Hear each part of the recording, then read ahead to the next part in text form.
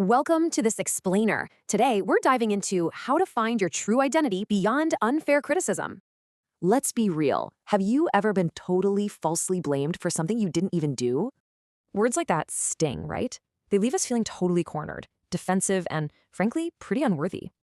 It's crazy because the world constantly judges us using super shallow metrics like wealth or social influence.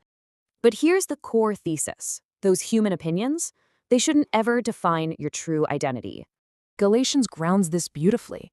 It says our old hyper-defensive self is actually crucified with Christ. This brilliantly means our pride, our fragile egos, and that desperate need for approval, effectively dead.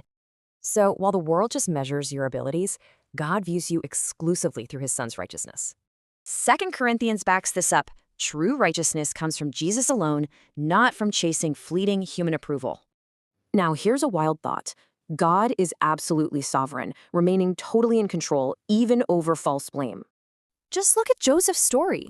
God actually uses those unfair, hurtful words to actively shape us.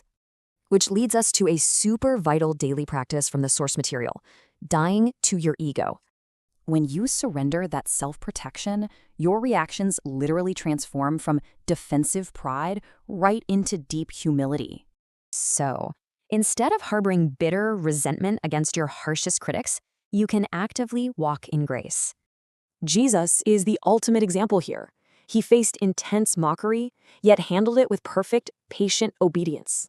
The text outlines a clear three-step path. Die to self, let Christ live, and serve gratefully. So, we aren't frantically striving to prove ourselves anymore.